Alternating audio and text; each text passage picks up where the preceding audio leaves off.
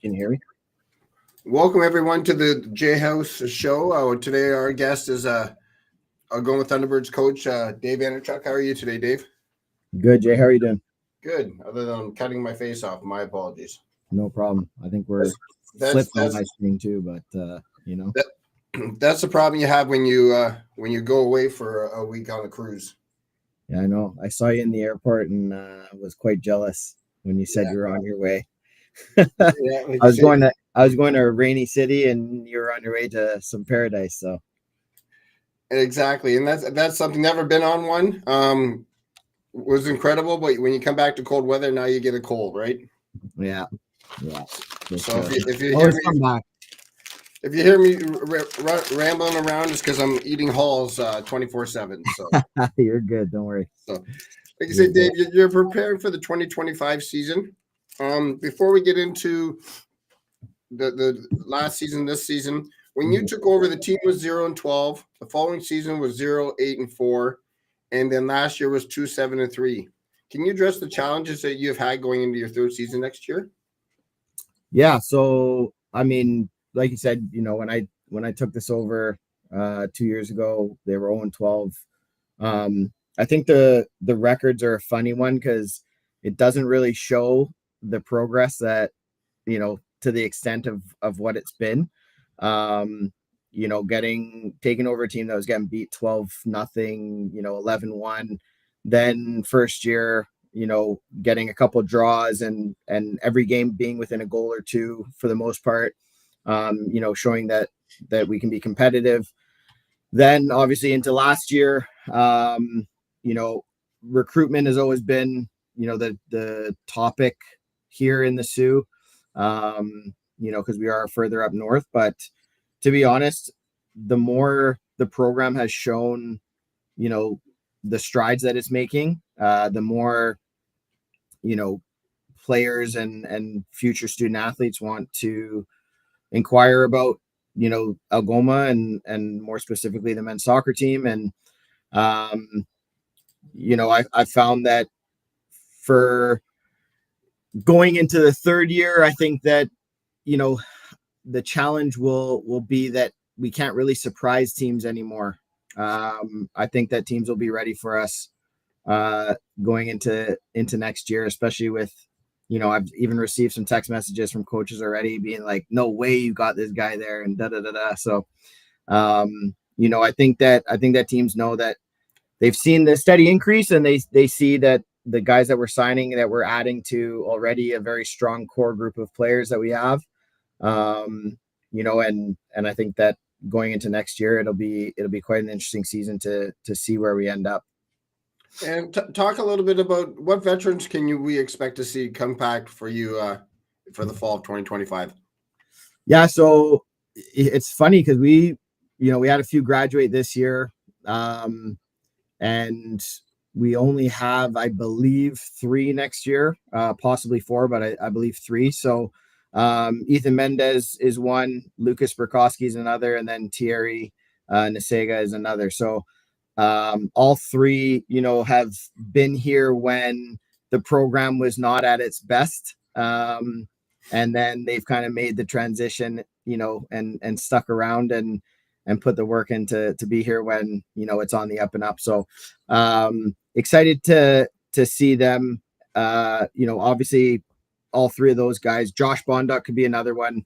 We'll see, if he comes back for a 5th year after or not. But, I think that those 3 guys will be able to bring the experience. They'll be able to understand, what it's taken to get here from where it was. And then, I'm expecting obviously a lot of leadership, a lot of, those 3 guys in particular being able to bring the experience of, certain game moments, certain situations in games, showing their composure, for guys that are coming in as either rookies or into their second year, still adapting to what the OUA level is. I'm expecting them to kind of lead the way in that and help manage emotions, as the younger guys get settled in. So, and excuse me. And last year was the team's best finish in school history so far. And when it comes to that, like say under your leadership, does that help a lot with recruiting? Yeah, I mean, it's funny. I get asked this a lot. The recruitment side, I mean, first I'll touch on the best season. Like that's been thrown around a ton, and it's the best season Algoma men's soccer's ever had. And one of the better team performances as well. But there's a couple things underlying that for us. Is like, one, no one on our squad was happy with where we finished, even with it being the best season. We felt like we were hard done by in a couple games, with some decisions, and you can say some bounces that probably should have gone our way that didn't. But also, I reference this all the time, is I've had great people around me. So it's nice, when we throw you're leading the program around. Yes, it's under me, but I've got a staff that's been phenomenal both years, even with some changes as well within that staff. So yeah, there's a lot of kudos to them to back me in certain situations as well. But yeah, I think that the recruitment side has gotten much easier, because now guys are starting to really reach out to us. When we go and talk to players at these combines or at trainings or games that we go watch, you can tell that there's more of they're really listening. They're really trying to see if this could be an option for them. Whereas, that was not always the case when I first got here, because of, the reputation that they had as a program prior. Just in terms of, obviously, big one being results, and maybe a little bit of team culture as well that guys had mentioned. But I think that that's a huge one that has changed, is now the culture, I find, has been, greatly improved from when I first got in here. That was a huge one for us to change. And then obviously with that, guys that have come in from other parts of Ontario, of Canada, of the world even, and then you start to recruit for the following year, and they go, oh yeah, I know so and so on your team, and it's like, okay, great. Or they're from the same area, they don't know each other, but we can get them in contact, and kind of, the guys that we have here right now are able to shed some light to some of the guys that are incoming or potential incoming players, to give them some insight on the area, the school, the program, etc. So excuse me. So coming into, like say, this season, and talking about new recruits and things like that, you're only 2 goals difference for the whole season for every game. Is that a little frustrating as a coach? Yes and no. Depends on which angle you're looking at it. We only had one game this year that got away from us, McMaster. Obviously they were a fantastic team as is, but I thought, we played them Sunday. We were up 2-0, lost 3-2 in the end. But that was kind of more what it should have been on the Saturday. But yeah, I think most of the games, from a coaching perspective, and a guy that just loves this game so much, 1 or 2 goals is how it's supposed to be in terms of a difference. However, when you're looking at, if you got a bounce here or didn't get a bounce there, and that's how the game kind of turned out, yeah, it can be frustrating at times. Certain moments, penalties, things like that can influence a game so greatly. And then, yeah, you either tie or you lose by a goal, or maybe even win by a goal. So it's one of those, that kind of, you have to have a short memory to some degree, because if you let it just sit with you, drive you crazy, especially in such a blitz season like this. You don't really have time to kind of sit on things that happen, in the game previous. You got to look forward to the next game already. So, yeah, it's looking at it in the off season. Yeah, it's frustrating, but during the season, it's just, you got to deal with it, move on. What were the things that we can improve? What were the things that we did well? And try and, repeat, the good things, and fix the stuff that, we might need improvement on. So. And let's talk a little bit about, like, say, I know you always keep, like you say, new recruits close to the vest, and not asking about ones coming up that you haven't announced, because I know that you won't tell me. But talk about the commitments you have so far coming in for the fall of 2025. Yeah, it's funny. I feel like I've been a lot more open now with recruiting for this year, but yeah, like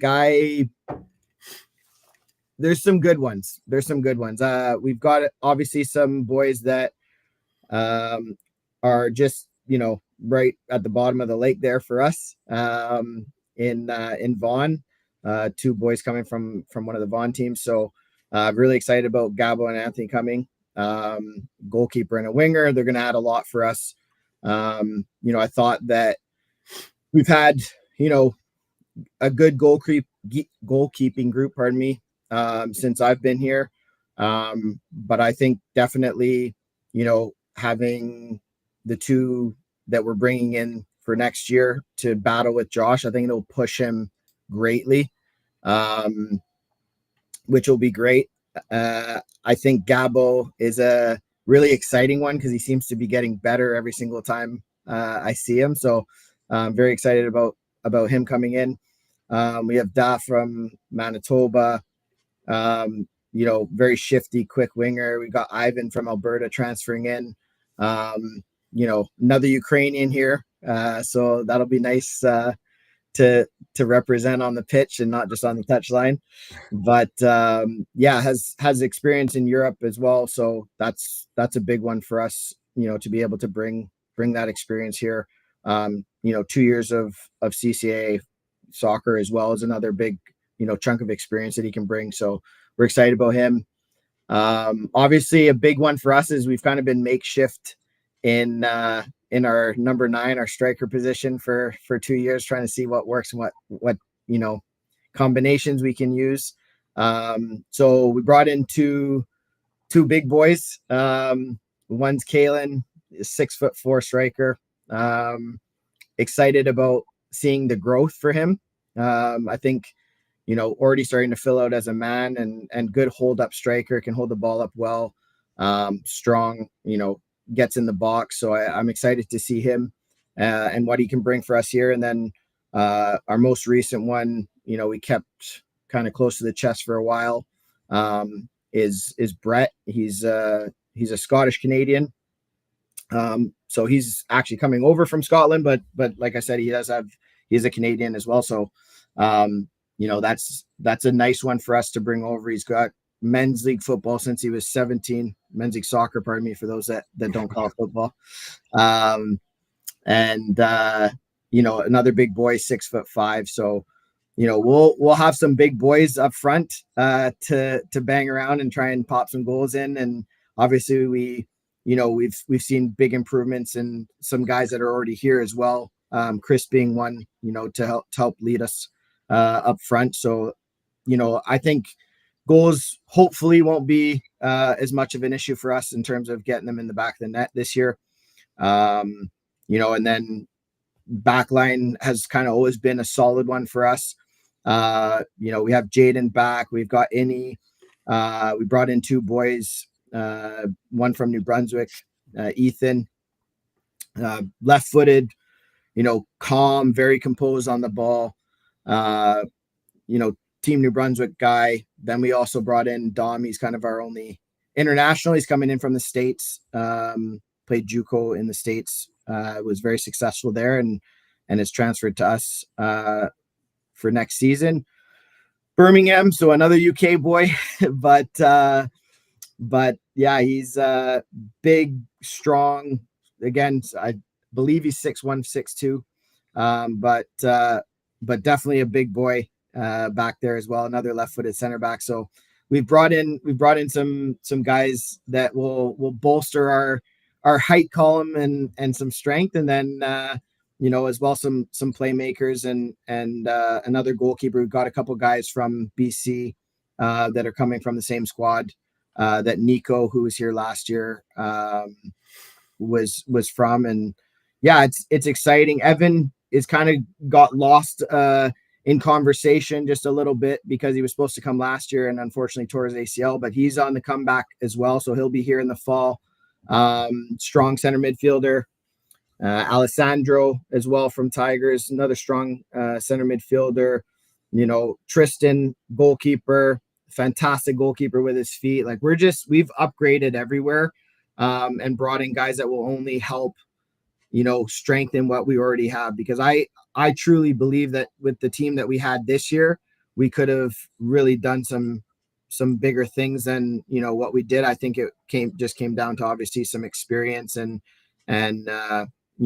just kind of putting the pieces together and truly finding an identity on the field, other than just a team that goes to war and will outwork you. So I think going into next season, there's a couple boys that we're still discussing and talking that would be kind of last minute guys, which would only strengthen us even further. So yeah, it's a crazy, I know that was a bit of a mouthful of players, but we're excited about the group that we have coming in, and obviously getting two guys kind of back as well. One being Julius Tapazzi was out all season this year, and so was Daraj as well with an injury. So getting those two guys back will be massive as well. It's like two new recruits again.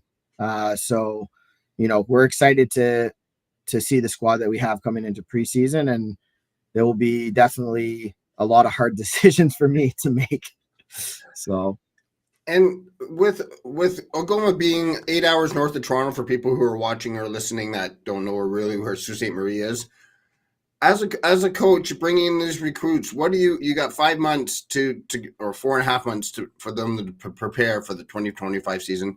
How do you keep up on their improvement and what they're doing, getting ready to come in here for August?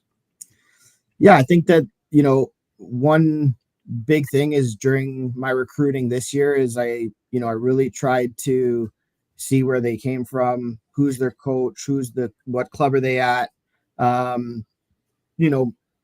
them what their plans are for summer in terms of where they're going to play, etc. So we could keep track of that. Even the boys here that have been on the squad for a year, 2, 3, 4, 5 years, they've all been asked, hey, you need to let us know where you're playing. We need to understand how much you're training, etc., because different teams in League One and stuff, they do different things in terms of training, how many times a week, etc. So we're just keeping track of everyone, where they're playing. We've helped a couple boys get trials in League One, to up the level that they were possibly, subject to playing in terms of location, things like that. But sorry to interrupt. Just people who don't know, what is League One? Sorry. Yeah, no. So League One basically is our semi-pro league in Canada. So it's kind of in between university and I guess CPL, which is the Canadian Premier League, which is another professional league here in Canada. So League One is a lot of sort of ex-professionals / university players. It's a high performance league for sure. A lot of fantastic players are in League One, and it runs basically opposite to the university school year. So it's a great way for players to continue playing and be ready for preseason, so that you're not needing to do all the fitness when you come in. Hopefully you're already fit and we can just focus on the stuff with the ball. So So we can almost compare it to the CEBL when it comes to basketball in Canada. You have a lot of OUA players playing in that league. So would that be comparable when it comes to, you say, football? Yeah. So I would say that's probably a close comparison. Obviously, there's little differences and stuff. I know basketball the structure is a little bit different with the leagues and things, but yeah, it would be a pretty comparable alternative to. I can't even say the acronym. What is it? CEBL. CEBL. There we go. So it's essentially the same thing. Yeah. So as a coach, how with the new incoming freshmen and returning players, how do you develop balance going into August of 2025? Yeah, I think I just have encouraged everybody to chat. I know the boys have their group chat that's separate from coaches and things like that. So they can, set up their gatherings and stuff. I'm sure some of the boys that are down in the GTA for summertime, I'm sure some of them will meet up with some of the incoming guys that also live down there. So we're just encouraging them to mingle, to chat, get to know each other a little bit better. And obviously when they come in, we do our own way of integrating everybody together and in a quick, very quick way. So, we have our plan once they get in here, but yeah, during the summer, it's just about, integrating themselves within the team, start chatting with guys. I'm sure some of them will end up playing against each other, most likely in League One as well. So yeah, they'll hopefully have a bit of communication between each other and already have that, base level connection by the time they come in August. So, and as an OUA coach, how much pressure is it, because the season's so short? How much pressure is it for you to put that squad on the field when it comes to the fall? Yeah, I mean, I think any coach can probably say there's pressure regardless of the level.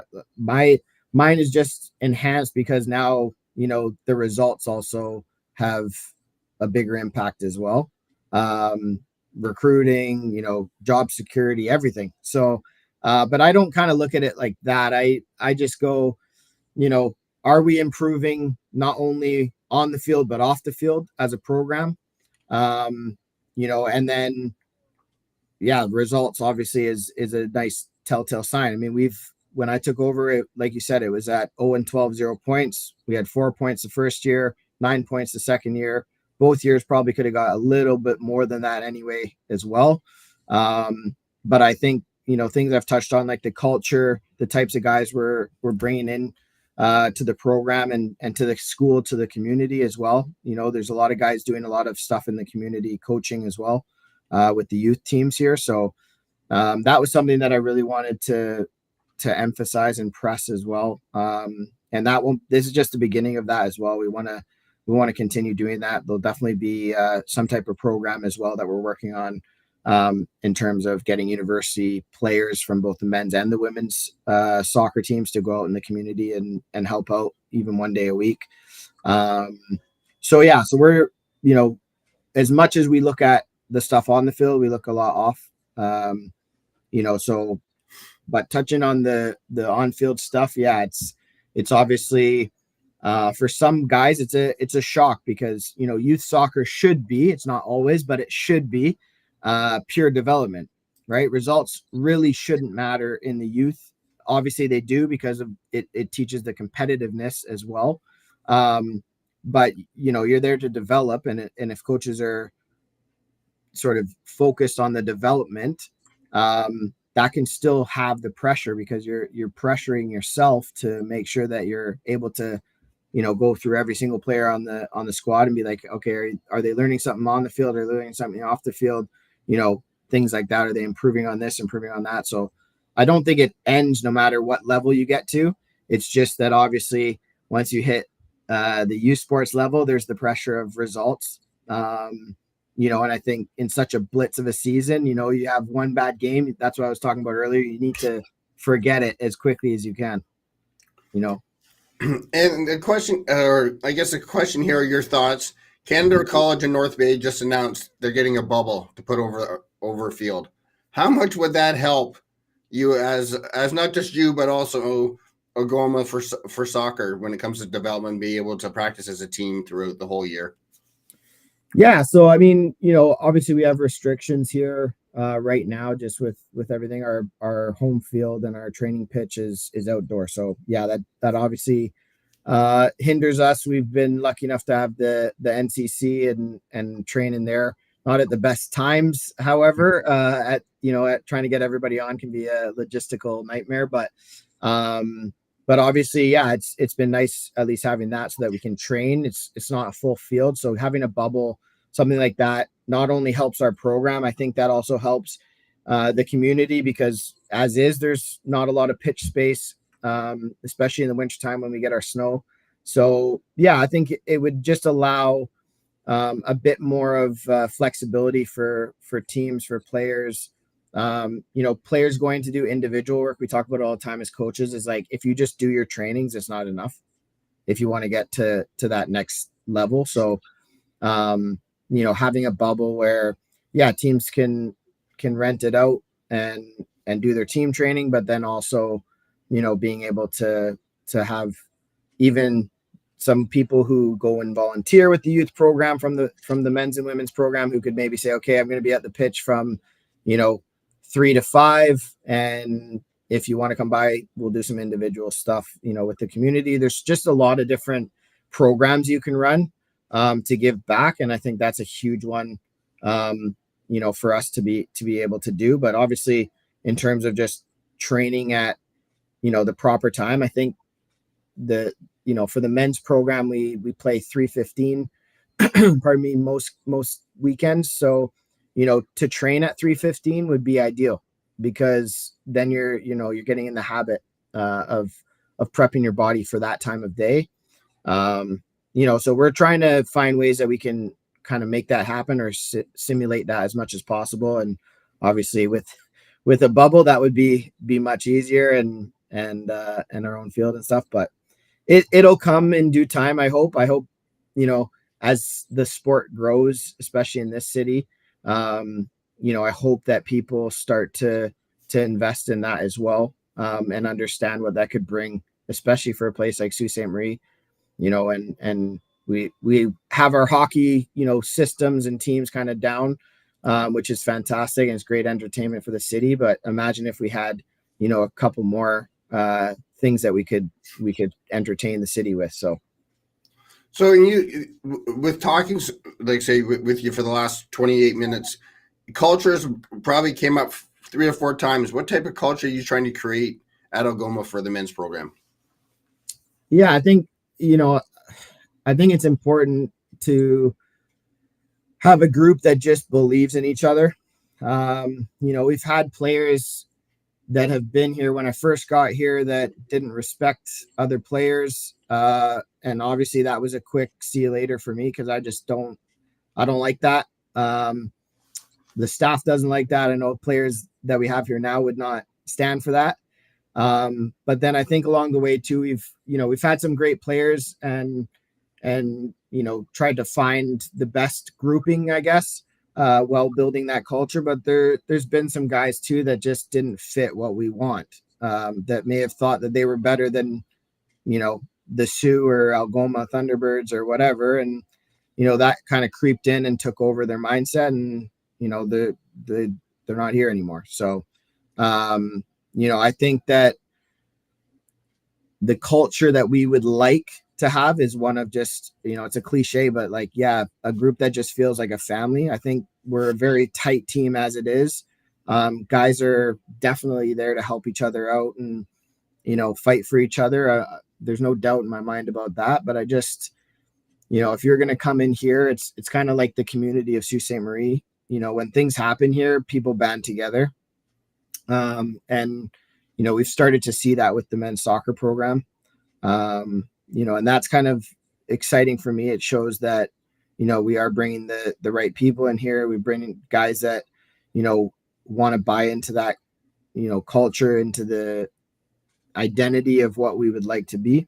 Not only as a men's soccer program, but, hopefully as a school, as a community, and things like that. So, I think for us, having a family culture, a hardworking one as well. We don't walk when we even go to get water or set up the next thing.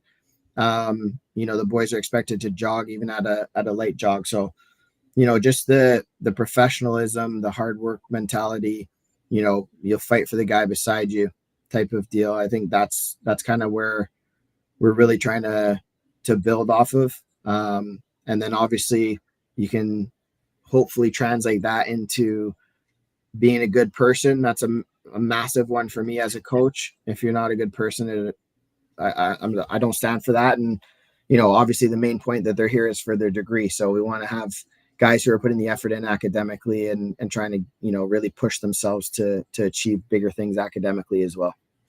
And again, we've been talking a lot about the players and the team and stuff like that, but for yourself, again, we talked about the best record in men's soccer in history at Algoma, but how did it feel a little bit near the end of the season where there was playoff talk about if this happens, we're going to make the playoffs. If this happens, we could be in. As a coach, how do you feel about that? Like, say, as progress. Yeah, I mean, it's huge. When I interviewed for this job, one of my big things was, am I going to have, the support to really have a go at this and change what has been here for so many years, whether just or unjust. So that was a big one for me, talking about what the projection would be.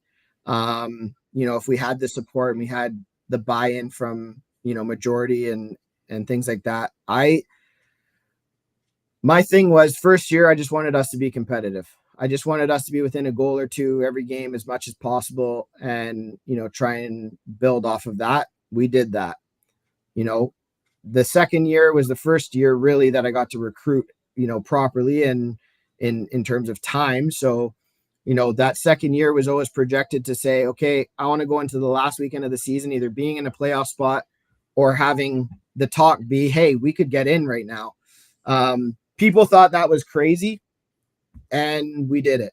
So, that third year conversation was, okay, that third year is going to be the year, that we're going to really push for it. On paper, even like I said, even the team that we had this year, was a playoff caliber team. We just needed certain things to maybe go our way and certain things to improve on and have that experience a bit more.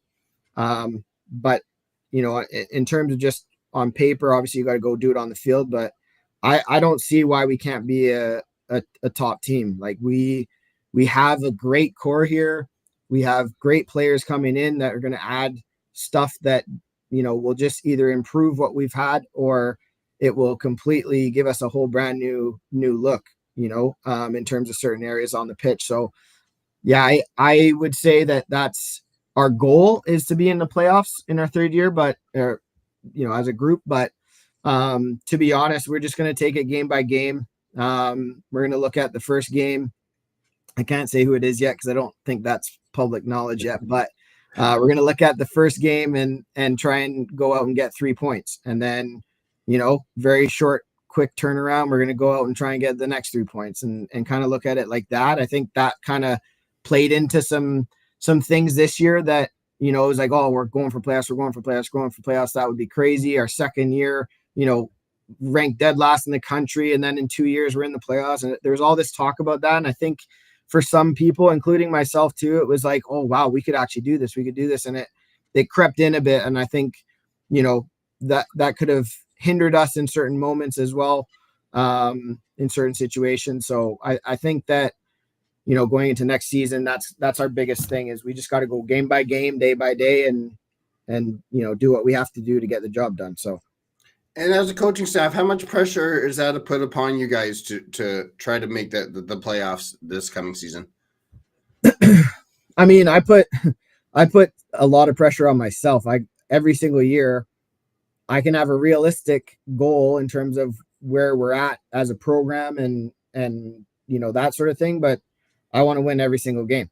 So I'm going in, go ahead. Well, there's always someone's got to win, so why not us? Somebody has to win. And, I think, obviously big day for us when we beat York this year, the only team to do it other than when they went to the final. And, that wasn't a fluke for us. That was our best game I think I've ever seen us play in 2 years. And that being able to build off that momentum for next season and be like, hey, we can hang with the best of them. We just have to do it at a consistent level every single game. I think that's what separates, obviously. Yeah, I mean, you have teams that have amazing individual skilled players as well, but as a team, you just have to be consistent in this league. And if you can be consistent, you have an opportunity to win. So for us, I think that's the biggest pressure that I put on, is like, I just want us to be a consistent team and have the confidence to go, we can win any single game that we play. So I think just instilling that in the boys and having them believe it as well. Not saying that they don't already, but just ensuring that they do. I think that's going to be a huge focus for us next year as well. And living in Northern Ontario, it's something, again, it's also with the basketball program. It's usually back-to-back games. Where down south, they might play Friday, Sunday, or they might play Wednesday and then one on the weekend. Is it a little bit harder when it comes to injuries and stuff like that, being in Northern Ontario and you're playing back-to-back within probably 36 hours? Yeah, I mean, it definitely having the rest is going to be more beneficial. The leagues tried to work with us on how we can do that. Obviously, us having a midweek game is not really ideal because they have classes, things like that. So it's just kind of circumstance at the minute, but tried to work with the league as much as possible to give us some type of,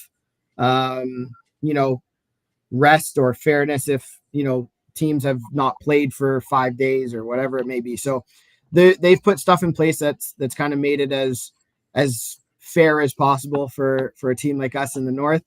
But yeah, those back-to-back games when we're down south and someone's played on even a Friday, Sunday instead of Saturday, Sunday, they get the day rest. So I think that's why depth is even more important. Being able to have a squad, that, we take one guy out and rotate another guy in.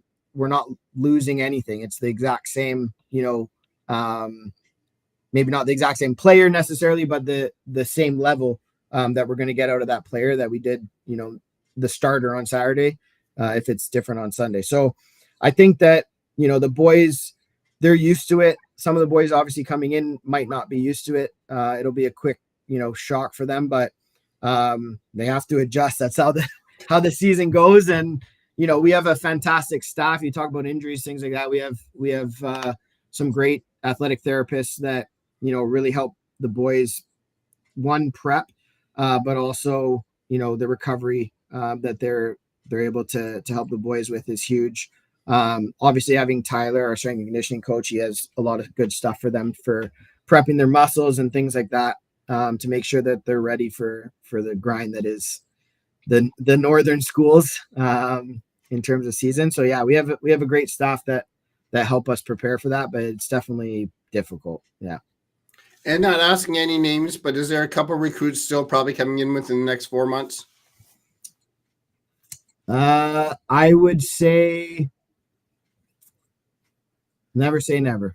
But yeah, I'd say probably, I think one for sure. We're just working on a couple of things for them, but there's two that I would love to bring in. We'll see how it goes, but regardless if they both come, if one comes, if none come, to be honest, the team we have going in right now, it's a squad. Like this will be our best squad yet going into next year. So yeah. So not to put pressure on you, but what's it going to take to convince you to get one or two, if not both, the ones you're talking about? I think I won't say too much in detail just because in case they do come, there's obviously some stuff that I wouldn't really say, but I think for both, it's more just the fact that they'd have to leave home. That's a big deal for anybody, but pardon me, I think, yeah, leaving home where they are in their life as well. At 17, when I left to go to university, was different. Maybe when I was 19 or 20, I probably wouldn't have gone. So, you never know where people are in their life. So I guess that's kind of the biggest thing. I don't think I really need to do much convincing, so to speak. I don't really like to convince anybody to come. I want them to want to be here. Otherwise that's when you get into some issues potentially of, if they don't want to be here and I've convinced them of this, storybook, thing, and it's dream this, dream that, and it's not that, then they're not going to give me their best. I'm going to get frustrated with them. They're going to get frustrated with me. So it's not a good thing for either side. So I don't really like to convince, but I do, let them see, behind the curtains. There's nothing to hide here. We are in a place where we're away from the big cities. And, if you're an outdoors person, this is paradise. for sure. And we do have a couple guys that loved the visit because it was an outdoorsy place and, away from the city. So it just depends on what guys want. And the final one is, again, everybody knows is championship is what everybody wants when you're involved in sports. But you're going into year 3. By the end of year 5, what do you want? Ooh. I mean, yeah, it'd be an easy one to say for us. I think by year 5, I would want to see us be a contender year in, year out. And I've said that to you in previous years as well. I'm just focused right now on next season. It's a big year for our program. It's a big year for our school. It's a big year for our community in terms of soccer as well. So obviously hosting 2026 World Cup in Canada is right around the corner. So, to be able to just show the growth and, I keep saying it is kind of a cliche and everyone's, oh, okay. But it's just like, why not us? Someone's done it in every single sport. So why not us? Why do we have to wait till year 5? That's my thing. But and what I guess, again, building on that is, how much does the World Cup having some games in Canada mean to soccer in Canada? Oh, it's huge. Yeah, it's huge. It's I was there in 2010 in Vancouver when Sidney Crosby scored and we played the Olympics there. Both men and women won gold medals, and we were already a hockey country, but what that gave just the pride for people, and also pulled in people that weren't necessarily hockey fans. And now, even if they just watch the playoffs now, they're still watching the playoffs, which they didn't before, right? So in NHL terms anyway. So yeah, I think all it is a way to display why people that love the game, and hopefully getting, the younger generations being able to see some of the people that they see on TV that they never would dream of being able to see live. Hopefully they get to see, some of them in some games in Canada. I'm sure there's some families that will drive down to the States as well, or fly down and watch some games there as well. But definitely in this country, with the success our men's and women's team have had on the national level, more and more guys declaring for Canada that might have been able to go to another country and play for them.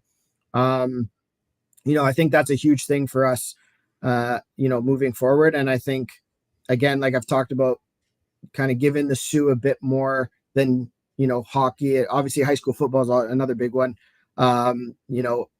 Just giving that little bit extra in terms of entertainment and kind of having, nice things that the community can get behind every single year and on different days. Right. So, yeah, I think that's a big one. You see it in the Sioux as well with, to a certain age, we have our teams, and then it kind of, there's some players that drop out after that.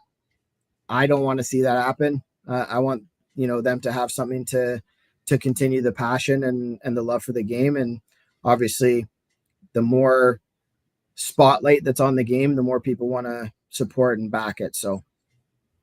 And I compare that, like say you've been in the city going on your 3rd season, where with Brad Jacobs and curling, what it did for Canada and especially Sault Ste. Marie is just bring that more excitement. I wasn't a big curling guy, but with Team Jacobs and living in Sault Ste. Marie, I pay attention more to curling now because of that. So it's the same going into the World Cup for soccer, right?